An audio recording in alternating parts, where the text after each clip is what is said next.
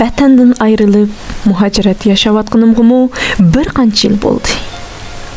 Bu jarayonda mayli dunyoda bo'lsin, mayli Sharq Turkistonda bo'lsin, unutilg'usiz voqealar va hodisalar bo'lib o'tdi.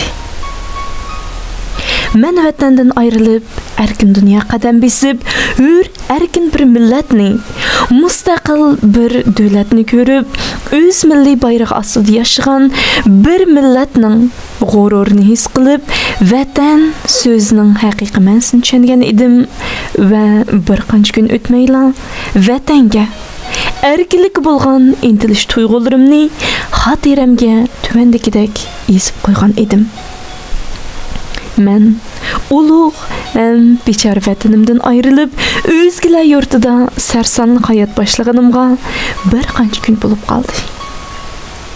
Erkin bir millatni ko'rdim, mustaqillikning, erkinlikning nima ekanligini haqiqiy tushungandek bo'ldim.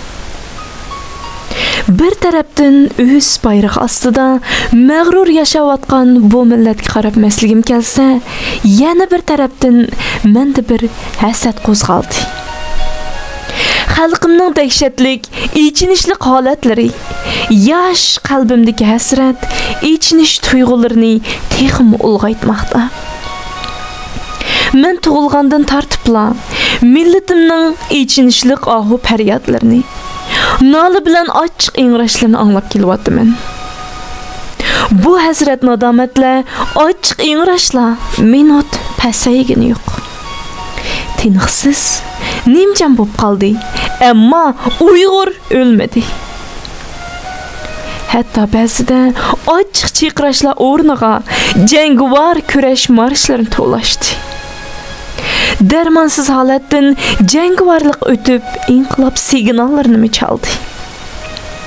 Qip qizil qonlar daryo bo'lib oqdi. Qanchilgan arslonlar armon bilan shahid bo'ldi. Lekin orqaga chekinmadi, qo'rqib qolmadi. Balkim ushqun yalqinga, shamol dahshatli bo'ronga aylandi. Jasur shahidlarimiz ajal va vahimasiga pisand qilmay, jaholat kishanlariga qilish urdi. Zulm ishiklarini dahshatli qoqdi. Afsus. Sotqinlar, xoinlar, makkorlar, qonxo'rlar, hattoki ba'zi seyrgar yo'lboshchilar umid chirig'ini o'chirdi. Millionlagan qalblarda qon dog'lari qoldi. İzdiraksiz yo'qolgan minglagan jasur polvonlarning kishilar qalbida obidalar tiklandi, ko'ngillarda dostonlar esildi. Shuncha ichinishlar, hisobsiz badallar va oqqan qonlar mening millatimni yutib ketganligini, hatto ta'virtaligini yo'q. Shuncha kurash dastonlarini yaratgan bu millat albatta boshqa hur millatga o'xshash, hur yashash, mustaqil yashashga tamoman haqliqdir. O'tmishda shundoq jasur o'g'lonlarni yetishtirgan, dasht chullarda shahid ustaxonlari bilan tog'lar yasigan, daryo qonlarning iqishidan hech xayriylik his qilmagan bu vatan, bu millat qandoqmi qaytadan erkinlik signalini chalmay ta'xir qilib tura olsin? Bu signal shundoq chilinadiki, vatanning tog' daryolari, butun yer zimin dahshatli tavraydi. Kishilar qalbida obidalar tikilib, arishti-parishti huzurlarida ilgirki o'tliq armonlar bilan yashayotgan shahidlarimizning ruhi qaytadan bu dunyoga mushu vatanga to'planib, vatan yangidan yetishtirgan jangovar o'g'lonlar bilan quchoqlashib, birlikda qaytadan hurralar to'laydi.